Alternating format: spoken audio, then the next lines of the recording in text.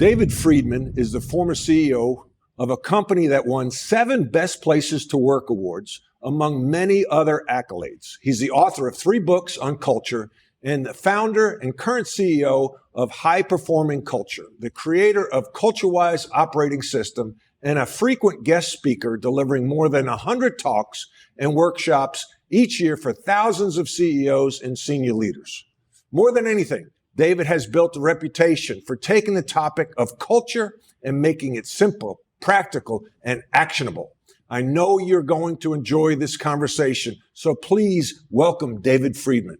David, thanks, Matt. To the show. It's great to be with you. Yeah. Thank you very much. I first met you, I first heard you speak, and then through Vistage, which is the executive coaching organization that we both work with. Yes.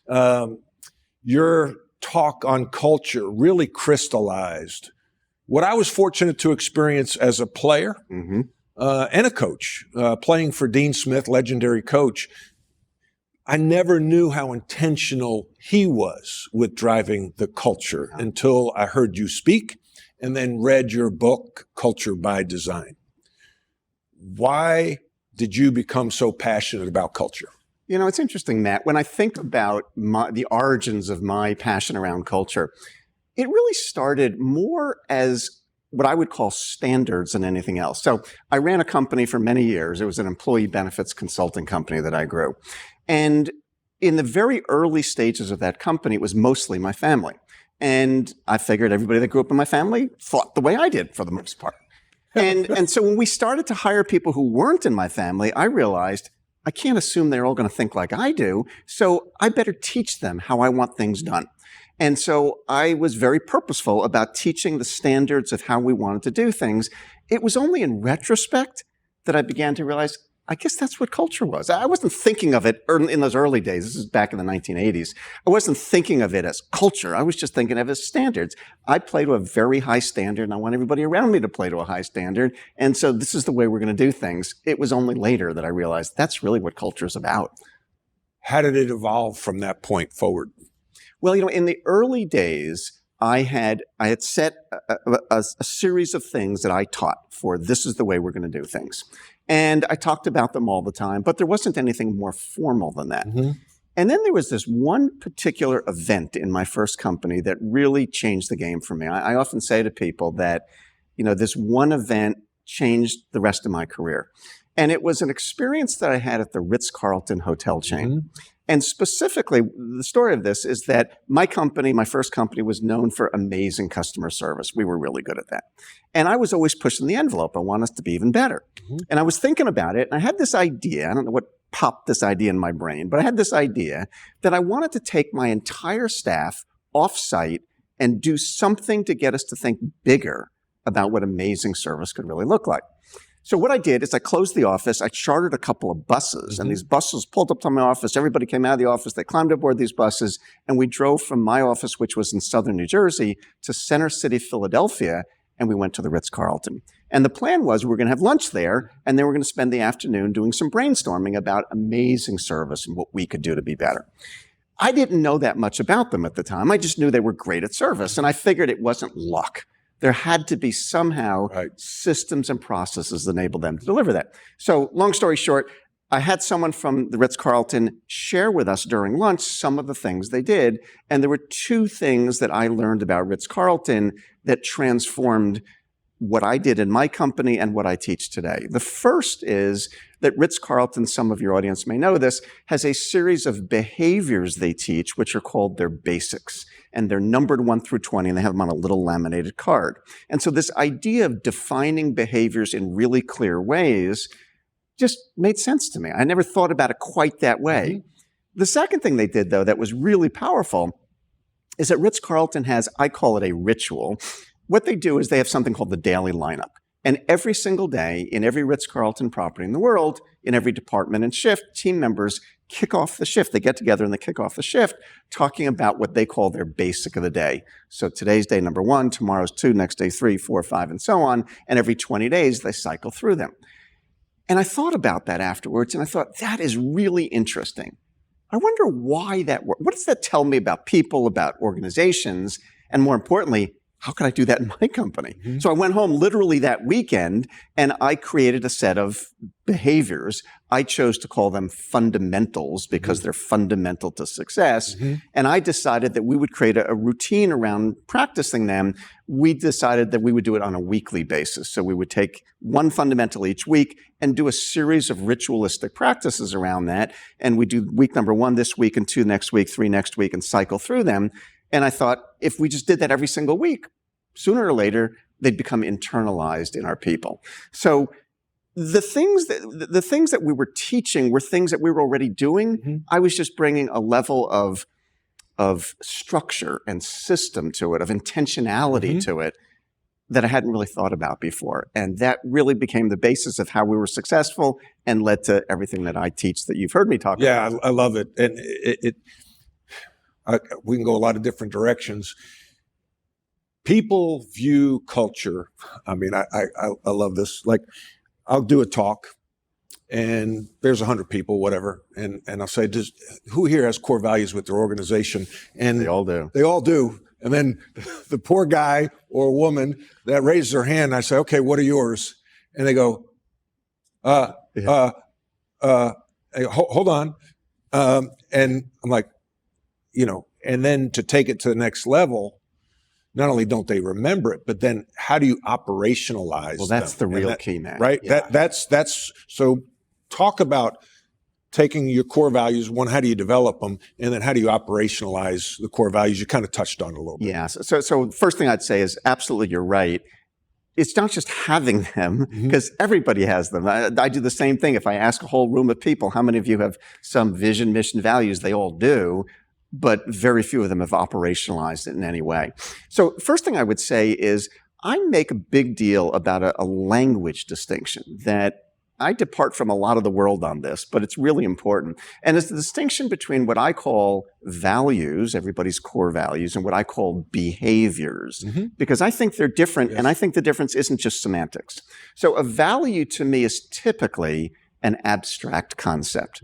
So examples of values are things like quality, integrity, loyalty, respect, teamwork, innovation. They're concepts, ideas. A behavior, though, is an action. That's right. It's something people can do. So some of the behaviors that I teach in my company are things like honor commitments, practice blameless problem solving. I love that one. It's I love that one. That is good. Yes. And the other one I love is get clear on expectations. That's a big one. Assume positive intent. That's my one this week. Is it really? That's our fundamental this week. Because when there's a lack of information, the default emotion's negative. Yes. Right? Why'd they do that? That jerk. Right. And then they start talking behind someone's back. Yep. And then they realize, oh, the person was in the hospital. Yes. No wonder they didn't get back to exactly. you, right? It's a huge one. So this concept of defining behaviors is really important because the values, though they look great and we may believe in them and would be passionate about them, they're very hard to operationalize. It's hard to coach somebody about their values. But I could coach them all day long about what I see them doing, or maybe even not doing. Right. So the first thing that we do is define behaviors that are action-oriented, that describe the way you want your company or organization or sports team or whatever it is to run. And again, just my own nomenclature, you don't have to call them this, but I call them fundamentals because they're fundamental to success. Now, this question of how do we operationalize that? So what we do is we take those fundamentals, we roll it out in really interactive ways so that everybody really buys in, and then we begin to focus on one of those each week through a series of what I call rituals. So a ritual is a routine, something you do all the time. It's just, you go to a ball game, we start with the national anthem. You get up in the morning, we brush our teeth. They're just routines. Let's hope we do. I hope so. And the reason that rituals are so important, it's funny, I was just rereading the book Atomic Habits. Many of our leaders have probably read that. It's a great book, and I read it years ago, and I was rereading it just recently. And everything that author talks about is the same thing that I talk about with rituals. Once something becomes a habit, a routine, a ritual, it's not hard to do. It's just what we do. And so the ritual is what creates the repetition that's necessary for something to become internalized. So our goal isn't to have a set of core values or even fundamentals on a website or on a card or on the wall, is for this to be internalized in people. And we know that the only way you internalize something is through lots and lots and lots and lots of repetition. You know it from basketball. You know, you don't get great at shooting free throws by shooting it once. Right. It's repetition. It's over and over and over again. So what we have to do to operationalize this is we've got to take these behaviors, take one at a time, create rituals, and I'll give you an example in a moment, around how we practice it, and then practice it over and over and over and over and over and over again so it becomes internalized. So a simple example for your audience of what do I mean by a ritual? Try to picture that. One of the rituals that I do in my company, and every one of the clients I've worked with does, is that every meeting we have in our company this week, whether it's in person, Zoom, any meeting we have this week, the first agenda item of the meeting is the fundamental of the week. And we spend the first 3 to 5 minutes talking about it. So my fundamental in my company this week coincidentally happens to be the one you raised. We call it assume positive intent. And so every meeting, everywhere in my company, first thing we're going to do is we're going to spend a couple minutes talking about assuming positive intent. Next week, every meeting will start with the next week's fundamental and so on. So we create a number of different rituals like that that give us multiple opportunities all week long to think about, work on, focus, practice this week's fundamental. And if we do that this week with number 1 and next week with number 2 and next week with number 3 and so on, and we cycle through them over and over, they're going to become internalized. How do you, I was blessed to play for Dean Smith at North Carolina, famous basketball coach. And again, when you spoke at Vistage, and when I read your book, I'm thinking Dean Smith, because we would have the daily huddle. He would have the emphasis of the day. His core values would play hard, play smart, play together. And the emphasis of the day might be hit the first open man you see. Yep. How do you reinforce the behaviors? Okay. He would say, praise the actions you want repeated, right? I learned that I was a find a flaw coach. Mm-hmm. So I'd find people doing something wrong. Mm-hmm. And I was like, why praise them when they're doing something right? They're doing it right, right? That's a waste of time. The praising, my mother was good at that too. Yeah. Praise the actions you want repeated. What's your interpretation of that, and how do you apply that to your company and when you're consulting others? Well, for me, it's always about teaching.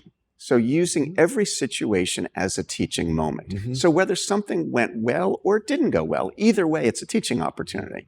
And if it didn't go well, one of our fundamentals, we mentioned before, we call it practice blameless problem solving. All right, I'm not worried about whose fault it was. What happened here? How do we fix it? Then what do we learn from that? And how do we take what we learned and incorporate that into some sort of a process improvement so we don't repeat the same mistake?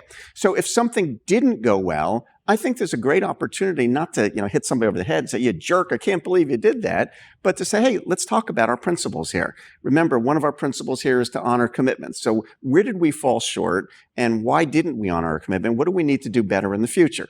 If something went well, I can acknowledge that too and say, I love that. That was a great example of honoring our commitments. Mm-hmm. There's a software tool that actually I've created called Culture Suite. Mm-hmm. And we and all of our clients use it in practicing our fundamentals. And one of the functionalities in that software is something that we call kudos, where people can acknowledge each other all over the company. It doesn't have to come from me. Right. Peers can acknowledge each other. It's better when it doesn't come from It's even better. Yeah, right. It is. But peers can acknowledge each other when they see each other living to their fundamentals. So I think the key thing to answer your question is it's about using every opportunity as a teaching moment, whether it went well or it didn't go well. Either way, there are teaching moments here. You touched on, employees, staff members catching others doing things right. I think that's a form of accountability, right? We think of accountability as catching people doing something wrong. But what happens in your company or in others you've worked with when somebody's not displaying the behaviors that fit the culture? How do you manage that? It's just a teaching opportunity. Mm-hmm. It's seeing every situation as a chance to look at, so why did we fall short there? Like, what happened? It's not the mistake so many leaders make, in my experience at least, is coming down hard on somebody for not doing something that we want without it being a teaching moment. Right. And that doesn't mean we should be soft on people. I mean, That's right. No, we need to be accountable to do the things we said. But we need to use that as a teaching moment. Yes. Why did we not do that? There's something that there's a consultant I worked with years ago. His name is Carter Schelling. And he used to say to me that when somebody is failing at something, there's only 3 reasons. And understanding which of those 3 reasons helps to dictate what the appropriate response is. So one reason it could be that they don't know what to do. Another reason is they can't do it. They don't have the physical ability to do it. Or the third possibility is they're not sufficiently motivated. We so often respond to people as if it's the third. Yeah. Well, if there was a bigger penalty or there was a bigger price to pay or there was a bigger incentive, they would do it.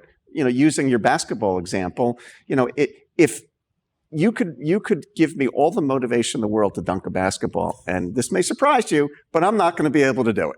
No, and so, really? And so understanding which of those 3 is at play is really important. If it's a question of they don't know how to do it, obviously it's a teaching opportunity. If it's they can't do it, then we may have them in the wrong role, or maybe they shouldn't even be in my company because they can't do what I'm asking them to do.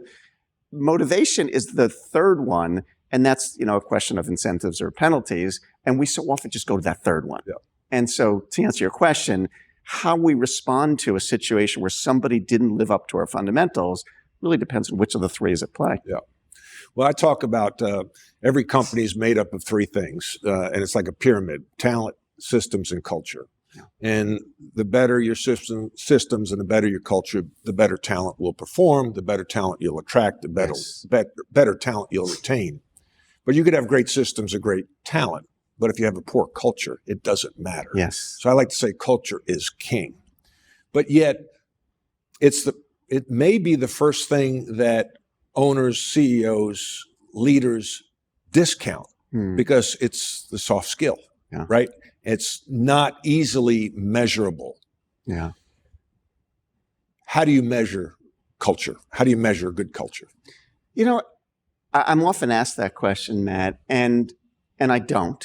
I answer it. I don't measure it, right. Because there are things I think you can measure directly and things you can measure indirectly. So if we're doing our culture right, we can survey to see how well we're living to those things. But more importantly, if we're doing our culture right, there are a series of things that happen as a result of that. We have more success recruiting people. We have lower turnover. We have higher productivity. We have greater engagement. We have better customer service numbers. We make more money if that culture is right. Mm-hmm. And you're talking about the impact of that culture.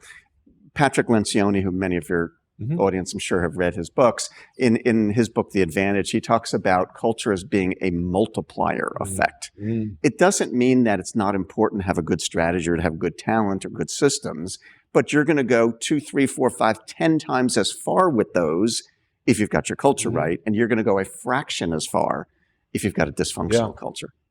Yeah, and some coaching friend of mine, basketball coaching friend of mine, said there's the art of coaching and the science of coaching. And the science of coaching is the systems, the strategy. The art is the people part. Yeah, and that a lot of people discount. How, and you maybe think about measuring. Einstein said, not everything that, I love that quote, not everything that can be counted counts, and not everything that counts can be counted. There you go. And I use that quote often because I think it's very applicable to this. Yeah. There are things that are really important, and I don't have to worry about measuring them. People get so stuck on this idea that, if you can't measure it, it's not important. That's right. Yeah, there's lots of things that are really important. I don't have to measure. It's obvious. If my people are more engaged and they're excited and they're loving what they're doing and they're delivering great service, it's not a big leap of faith to assume that this has a big ROI. It's obvious, with or without a measurement about it. How does somebody hire to a good culture and fire to a good culture? Maybe more specifically, hire to your core values, but your fundamentals. How do you, because I think so many people get it wrong because we've seen that the resume and the interview process is not really correlate to a successful employee. Yeah. How can you help the people watching this show do a better job of attracting, recruiting, interviewing for their culture? Yeah, that's a good question. So first thing I'd say is if you've got a good culture, you're like a magnet and you're drawing in people who see that and say, that's the kind of company I want to be a part of. So it's an attractor. But let's assume you're interviewing people. Just the fact that they want to be there doesn't mean that I want them there. Right. And we got to find people who are going to be, we got to sort for these people and determine, are they going to be a good fit? So the first part of that is prioritizing cultural fit in the interview process. So there are so many companies that when they're interviewing, the only thing they're really looking at is in a concrete kind of way, is they're looking at the skills and the experience. And depending upon the role, I want to be clear, I mean, if we've got a highly technical engineering role, I can't hire somebody who's a good fit who doesn't have that skill set. Right. But I also know that if I bring in somebody who has the skill set and they're not going to be a good cultural fit, it's going to ruin my company. Right. And they're not going to be successful. So the first thing I would say is we've got to prioritize making sure that somebody's a fit and be really rigorous about, I'm not bringing somebody in who I don't think is going to be a good fit. Now, again, that doesn't mean they don't also have to have the skills. Now, when we look at how to do that, we can develop interview questions around our fundamentals. Give us I'm laughing because when I was coaching college basketball, we all talked about, culture, character, boom, boom, Unless boom. they can shoot really well. And we see a kid put his head on the rim, block shots, dunk the Culture, ball. who cares about that? So what? He's late for class once in a while. We could fix that. Right. But you really can't. You can't. So what type of interview questions would you ask to attract somebody to your company? So let me give you a good example. So the first thing I would say is we want to ask interview questions that are behavioral based, not what do you think about something, but give me an example of, tell me a story about a time in which you did something so that I get the whole story. I also ideally want to ask questions that don't necessarily telegraph exactly what I'm looking for. Right. So let me give you an example. Let's suppose that you're looking for somebody that has a strong team orientation, and that was important in your company. And it may not be for everybody, but let's say that it was. One of my favorite questions for that is I might ask you, so Matt, tell me about a project you worked on in your last company that you were really proud of. And like, what happened? Right. Now, I didn't ask you, do you like teams? I'm just asking. Now, if the story you'd happen to choose is, I had this one time where I didn't have to depend on anybody and I was totally in control of every aspect and it was this amazing thing, it might be a great person, but they're probably not very team-oriented. Right. If the story they chose to tell was, I was on this cross-functional team and I worked with people from all different departments and it was amazing because I saw perspectives that I never would have seen before, they're probably a team-oriented person. So I'm looking for, again, questions that tell me a story, give me an example of, and that don't necessarily telegraph exactly what I'm looking for, but they're organized around the fundamentals that are most important for me. Now, you asked about the other end of that, which is firing people, which is really important. Yes. Because you could, I say hire slow, fire fast. Absolutely. Right? So how should you fire? How have you fired people? Well, what I would say is that when I'm talking with CEOs, one of the questions I always ask them is, you probably may remember hearing me ask this of your group, is I'll ask, so what do you think is the single biggest way that we can demonstrate seriousness or accountability for our culture? And the clearest way we can show people that we're not kidding is to get rid of somebody. And virtually, and not randomly, but somebody who's not a good fit for what we've been trying to build. And inevitably, every company, every one of your audience members that's watching this show has had this experience where we've got somebody in our company and they're a pain in the butt and they're opposite of everything we keep saying is important here. We talk about them in every management meeting and they're still here. Yeah. And typically, this is my anecdotal, this is not research, just anecdotal study, about 70 to 75% of these people tend to be salespeople. About 10 or 15% are usually in finance, and about 10 or 15% usually have some kind of a technical skill.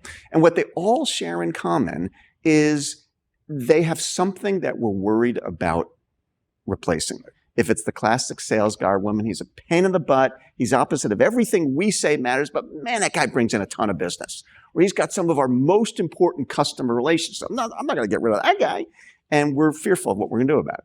And all the while, if we're not getting rid of that guy or that woman, we're basically sending a loud, clear message to the organization. We're telling everybody, folks, I want you to understand something. Our culture is really important here. Unless you could shoot free throws or unless you bring in a lot of, sales, then I'll overlook all that. I sometimes say, this is a quote I use sometimes, that the best way for me to understand your culture, any company's culture, is to look at the behavior that you tolerate. Yep. I don't care about the stuff you told me on the first day or you put on the website. What you allow to go here, that's the real culture. Yep. Everything else is just fluff. All right, two questions left. What should I have asked you that I didn't? You should ask me why leaders aren't so purposeful about their culture. Okay, so David, why aren't leaders so purposeful about leadership? About culture. About culture. I think, Matt, my observation is that most of them see culture as a squishy, touchy-feely kind of thing. And the things that we're most comfortable, most leaders, most people watching this show, the things that we're most comfortable with are the things that are concrete, that are measurable, that are actionable, and I can get my arms around that, and I could talk about my sales number, my finances all day long. But if I talk about the people part, it's just kind of squishy. And so we spend our time focused on the things that we're comfortable with, not necessarily the things that have the biggest impact. This has bigger impact than any of that stuff. That doesn't mean that's not important. It absolutely is important. But again, this is the multiplier effect. And so for most people, they haven't thought about it in a concrete way. And really what I try to do in my books and my talks is to help people see culture as a process, that we should be as systematic about our culture as we are about our sales or finances or operations. And the methodology that I teach by creating fundamentals, by creating rituals to operationalize them and all the other pieces of the system, it helps helps leaders to see culture as a process, that you can be concrete, you can be actionable, you can make this measurable when you see this as a process. And that's what most people miss. Excellent. And then lastly, how do people find you if they want to work with you or buy your books? Yeah, my first book is called Fundamentally Different. My second book is called Culture by Design. They're both on Amazon. And Culture by Design is a book that I recommend that every leader read. It's the how-to manual. Yeah. It's how to do this. The first book, Fundamentally Different, was really about my company. Culture by Design is the how-to manual for doing this. And by the way, for your audience, there are two editions of that, first and second edition. The second edition it was the later version, obviously, and it includes information about how this applies in hybrid and remote work environments. Those books are on Amazon in all forms. They're on Audible as well, if you like listening. My website is CultureWise, the word culture, W-I-S-E, culturewise.com. And if you go there, you can see lots of videos, lots of other material, and learn about how we help organizations. Excellent. Well, David, thank you so much for joining us. I could have gone on for another hour. It's my pleasure. Appreciate it. Great to be with you. Yes. Have a great day. Thanks.